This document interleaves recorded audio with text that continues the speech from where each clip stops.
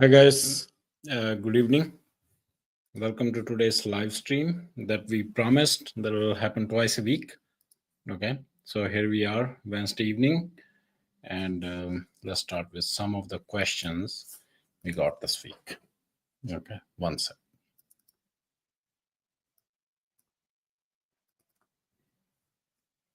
Yeah, so let's start with this one. Very common one.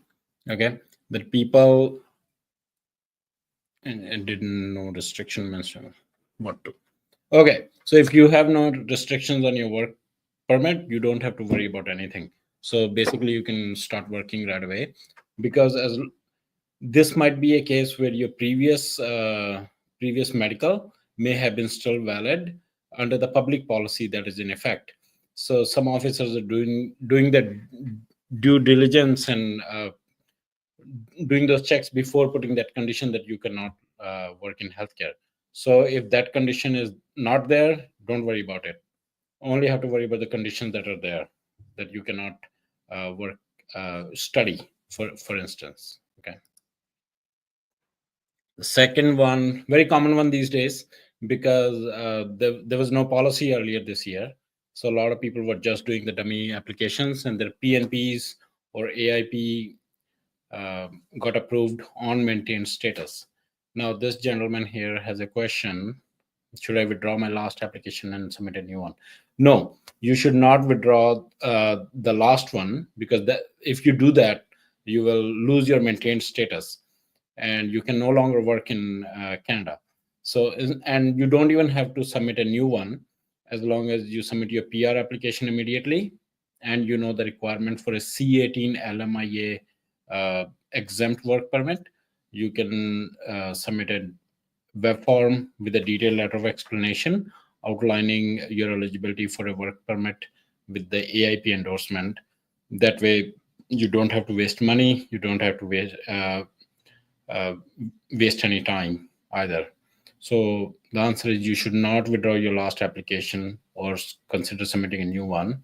The last application can get approved as long as you know what you're doing. For instance, you need to submit a PR application and then write a letter outlining your eligibility for a C18 LMI exempt work permit. Okay, so my closed work permit was refused in Canada. Can I use the same offer of employment A number for new application? Very good question. The answer is no, because the moment they refuse your previous application, they refund the employers the fees that the employer paid for the employer compliance. So you cannot no longer use the offer of employment that was submitted with the last application. The employer has to submit a new one and then make sure they pay the $230 compliance fees. So beware, a very common mistake. You need a new offer of employment if your previous employer specific work permit application was refused. How long can my parents stay on a super visa? When they entered, no stamp was made on their passport at the border. So if they have insurance, 5 years. That's the answer.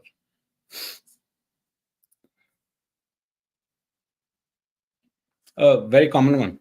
We had some clients who had to go on visitor status, and on first look, they did not meet the requirements of the policy. But we wrote some letter of explanations, sent the web form to MPNP, the supporting documents outlining their eligibility. They were able to get the work permit support letters. We have submitted their work permit applications as well. So maybe there is something you're doing wrong. Today is the last day. You have until midnight tonight to submit a work permit support letter. So if you have been refused, submit it again. We just got 2 of the work permit support letters today that were previously refused multiple times, actually. So don't give up. Keep trying. If you need help, you can always email us.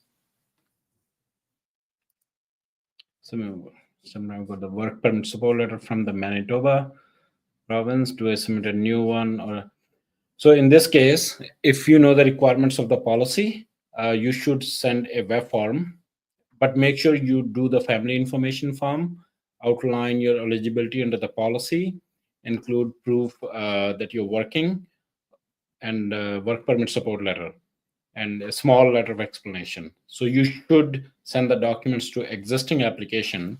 But if you're worried about the refusal, submit a new one before December 31st as well, just to have a backup plan.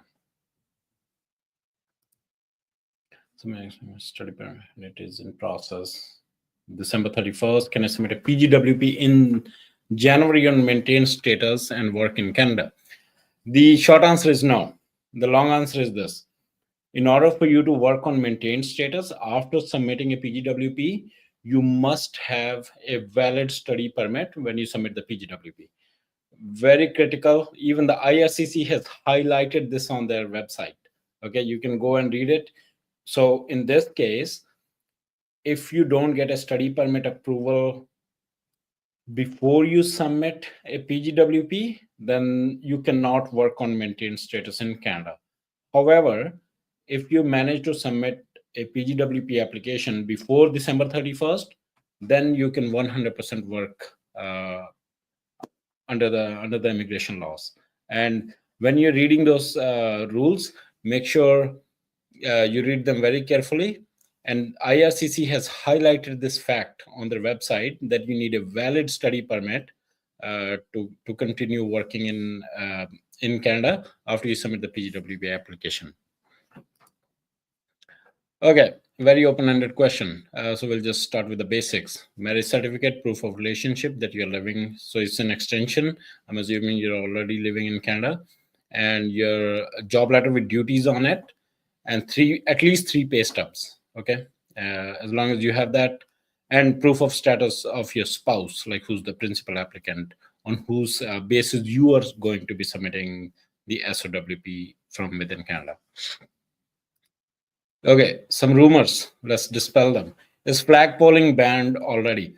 Well, not really. There was news that it's going to get banned. We don't know what's going to replace it. There's lawyers who are really making a big deal out of it that it shouldn't be banned, and they're right to some extent that this option should be available. But I think immigration minister is going to replace with something much more sensible, where people can probably apply for these things from inside Canada, like instead of going to the border. But I assume that if you apply from, if they open like these application centers, they're going to be very crowded, and a lot of people will be getting removed, because a lot of people, believe it or not, are non-compliant. Either they work unauthorized, or like if you walk into a lion's den, please do not be surprised if you get bitten. That's how I put it. So if you are inside Canada, they can definitely check your phone, and that's one of the things that would lead to a lot of removals at the border, because when the border officers would check people's phones, they would find out either people have been working without authorization, or they've done something they were not supposed to do. So is flag polling banned already? The short answer is no, but the long answer is there's going to be some sort of update in near future. Okay, and we'll know more when the immigration minister announces. But as of this time, Wednesday evening, if somebody is eligible for flag polling, they can go do it. It's not banned. When will they stop giving the 50 points for the LMIA in express entry? Will it also impact the ICT, that is intra-company transfers, and those working in Canada already? We don't know. There was a news conference, a news article actually. It's very strange that the immigration minister leaks to the press, and the press reports, and then he goes on Twitter and he retweets them instead of directly tweeting from his phone. So very strange way of communicating with stakeholders, which are clients and foreign nationals.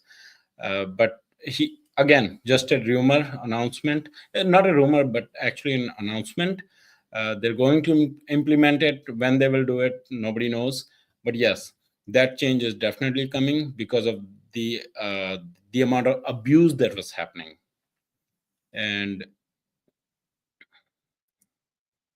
okay, so I really wanted to share this week. So I'm going to share.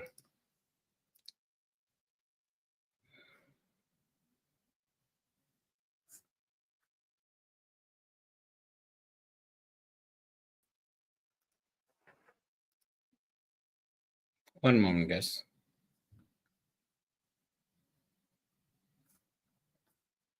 I wanted to share a screenshot. Reconsideration of a PGWP approved from 1 year to 3 years. This is a big deal because the person was, when they applied, she was eligible for a 3 year work permit because she applied after certain date.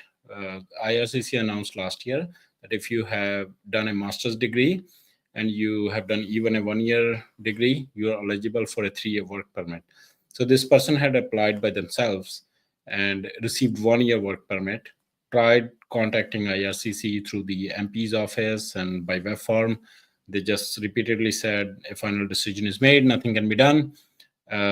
She found us on social media, reached out to us. I submitted an application. It took about 4 to 5 months for them to get back to us, but it was approved this week. Just give me a moment. I'm just going to share a 1 second.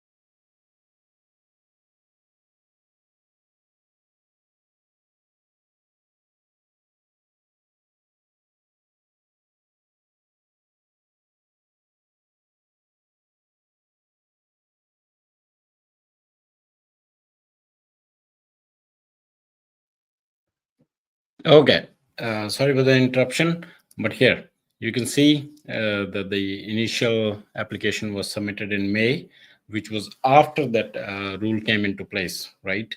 Where 1 year people who could do who did 1 year program, they were eligible for a 3 year work permit. So this was done in May, and in June, very hurriedly, they issued a 1 year work permit. You can see up here. Okay, this document is no longer valid. So the clearly, if you think you're going to get a 3 year work permit and you get a 1 year work permit, that's not very good news. And this person, this client, she reached out to us back in June, the very same week. She got a 1 year work permit. You can see here, it was only valid until June 13th of 2025. So we submitted in June. So it's now 5 months later, 6 months later, and we got a new correspondence letter on December 13, 4 days later, new approval letter. And you can see here is a 3 year work permit. Great news for the client. She was very happy, obviously, left us a good review. And this is in line with the previous experience that other people have had, that they've been on a receiving end of a negative IRCC decision or an unfair IRCC decision in this case, because they kept telling her that she was not eligible.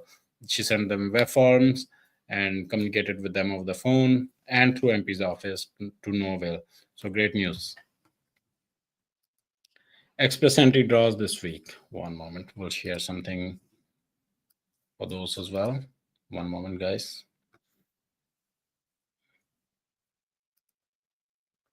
We really have to get organized about this part. Okay.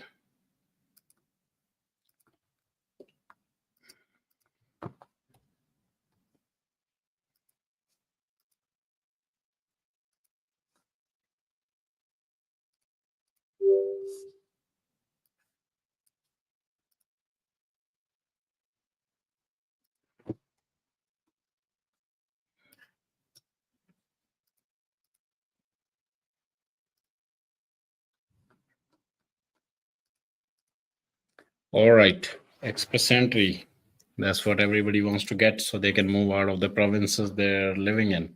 For example, people who are living in Manitoba, they miss out on MPNP. They have been missing out on MPNP for years because they just um, want to move out of Manitoba for some reason. Not sure where where people want to go. Like the they the currency is still Canadian and is quite affordable to live in Manitoba as compared to BC and Alberta and Ontario.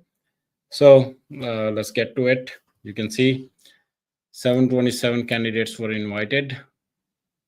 So basically, people who either had an LMIA or they had the PNP. Actually, no LMIA, just only the provincial nominee program. You can see here. So few of our clients got invited who had the MPNP approved. But if you didn't have PNP, no chance. So make sure you do get into your eligibility for the PNP. Okay. And other update. So let's talk about the number of people who are in the pool and what the score is. 601 to 1200. Wow, 1203 people. Looks like they can hold another PNP draw and still like go through their quota for the year. And more concerning, this more than 20,000 people in the 500, like over 500. So I highly recommend you guys looking for alternative options if you have them, like PNP especially. RNIP is there's going to be RNIP again, like some sort a different version of RNIP through community. So do not rely on express entry only. I know they've said that next year they're going to focus on inside Canada, but how many people can they have inside Canada if there's like and there's only so many people they can invite under express entry is what I'm saying. So highly recommend just looking for all the options that are available to you. Dig deep, think critically, and take what you can right now. Immigration is quite tough. And there was a MPNP draw finally. It didn't happen last week.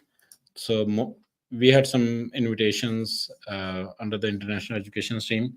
So there were 297 candidates that were sitting there under this stream.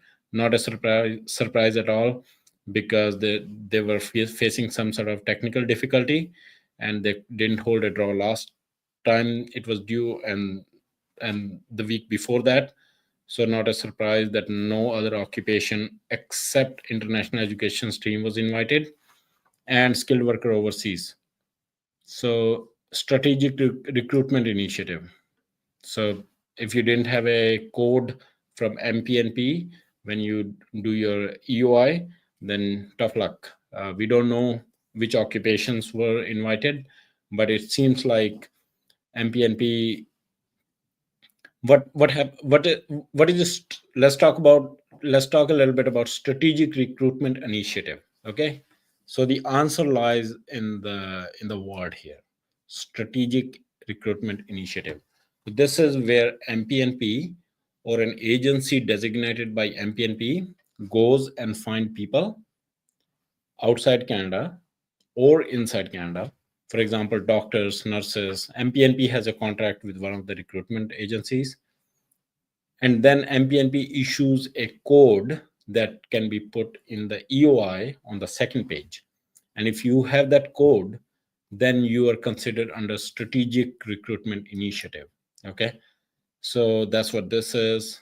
No occupation specific draws, no general draw this week. Maybe there's going to be one tomorrow. If there is, that's perfect, because tomorrow is Thursday, and it's on Thursday that they generally hold normal draws. So let's keep the hopes up for tomorrow, and and hope there's a draw for people who are just sitting there for years. This has been really surprising. So other than that, one sec.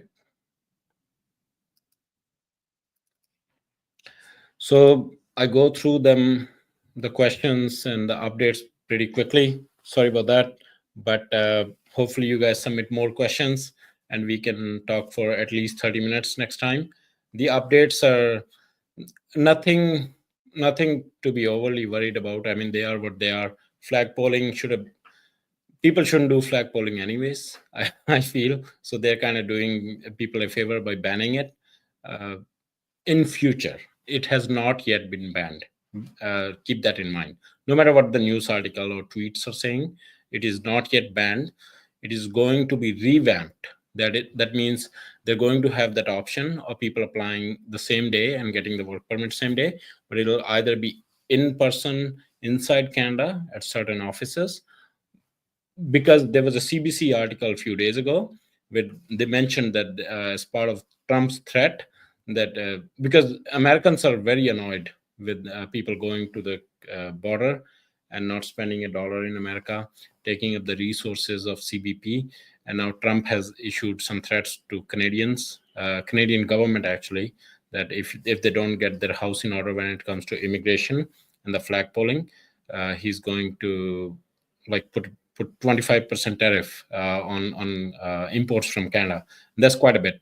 It's going to result in a lot of job losses, and I don't think Canadian government wants that, especially Prime Minister Trudeau, and rightfully so. His primary concern should be protecting people's jobs. And the second update about the 50-point LMIA, there's no concrete details about it, when it will come into effect, and who will be impacted, like the ICT people who are already working.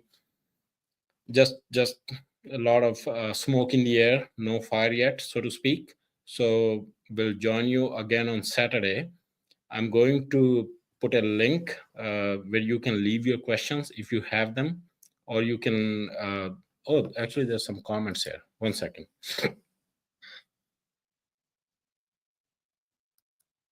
Okay, so some comments while we are talking. Okay, Son is a PR holder. Okay, good evening. Do you think that will affect on processing applications? No. Okay, then there's a question. My dad married a lady and she has a son in Canada.